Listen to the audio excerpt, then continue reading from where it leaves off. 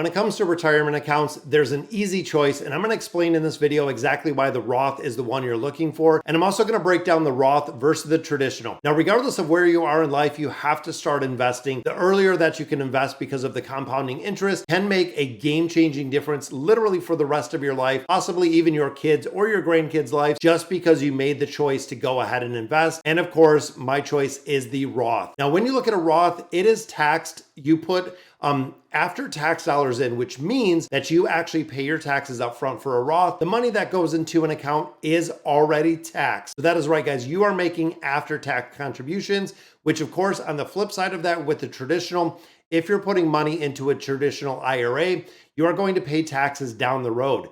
So the way to really look at this is with a traditional account, you're just kicking the can right down the road until you're getting to the point where Uncle Sam is going to want their money. And the point that Uncle Sam actually wants their money or their taxes on that account is going to be at a point where you've had, 20, 30, 40 years possibly to allow that account to grow. So when it gets to that end can or the point where you do have to pay taxes, you're going to be paying a lot more taxes. Now with the Roth, the contributions can grow tax-free. And again, it really makes a big difference, guys, because if you have, and again, for this scenario, I'm going to use probably a 30-year window. So let's say right now you're 30 years old, you're looking to retire at 60. If you're making contributions in there for 30 years, then you have that compounding interest in there for 30 years. This is really best suited for people that could be in a higher tax bracket when they start making withdrawals. But for a majority of us, and I would probably say 90 plus, if not almost 100% of us guys, has to be really, really close, that you're going to be making more money than you are right now in retirement, which again, for a majority of us, that is really not the case. So with the Roth, you're paying the taxes up front to have the tax-free growth over the next 30 years. For the traditional, like I said, you get a tax advantage today, but you're going to have to pay tax bracket, or you're going to have to pay taxes much further down the road. And then of course, this is best suited for an individual who expects to be in the same or lower tax bracket when they start taking the withdrawals. But again, these factors, when you look at the traditional, it doesn't take into account the compounding effect that you have of that 30-year window. So the big benefit, guys, or the big difference between these is how they are taxed today and how they are going to be taxed in the future. So when you look again on the Roth variation, all of your contributions grow tax-free and there are no tax deductions. That is right. You do not get a taxable deduction the year that you make those contributions. But remember, paying the tax up front means you're not going to have to pay it later. In the traditional variation, the taxes are deferred. And again, if you're deferring taxes for 30 years, it is going to get very, very expensive, guys. But you do get an immediate tax advantage in the year that you do make those contributions.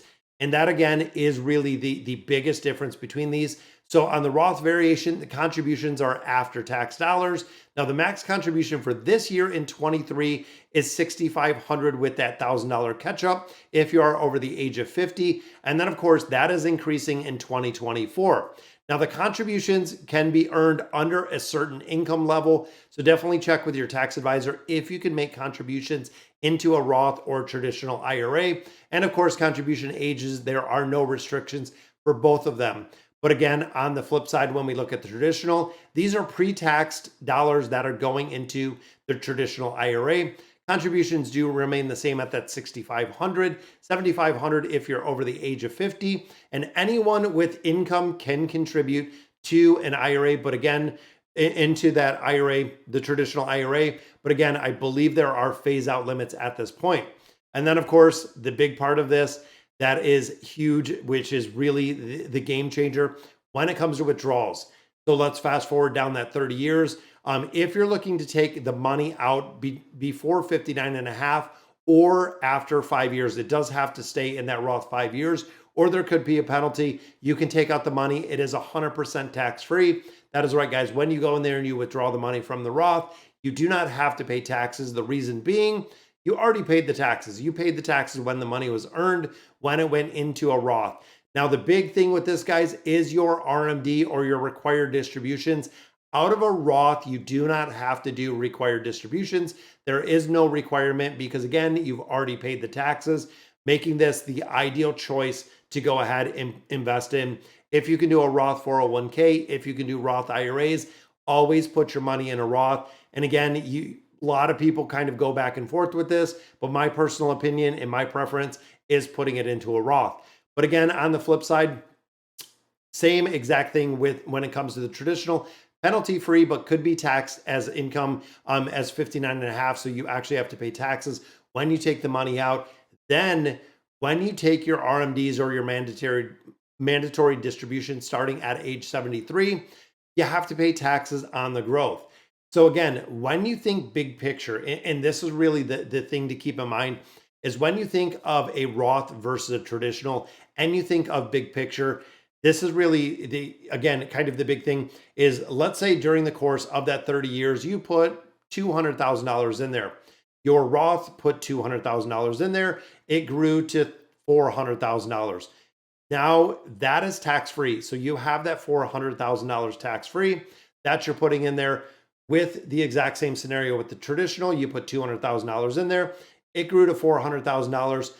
Now you're getting taxed on $400,000 as you take money out of this traditional, which again, if you'd have done it in the first scenario, would have made a big difference because you're already paying the tax up front. Now, of course, the only thing you're forfeiting in the traditional option is the immediate tax benefit in the year that you made the contributions. So you're giving up 30 years of tax write-offs essentially with the traditional by putting money in the Roth. But again, when it comes to the numbers, mathematically, there is no way that it makes sense to do the traditional versus the Roth when you look at retirement and when you look at the big picture. This is straight coming from Dave Ramsey, one of the ones that I follow and watch everything that he kind of talks about. Mathematically, when it comes to the traditional versus the Roth is the very easy choice. This is the one that we have been doing for absolutely 4 years, making sure that you have a Roth, make sure that it is into the market. Now, I do say that, guys, because if you're keeping IRAs at your traditional financial institutions, if you have them at your bank, if you have them at the credit union, they are not going to be earning what they need to be, and they are not going to be outpacing inflation with the money that you have there, guys. These are retirement accounts. These are investment accounts.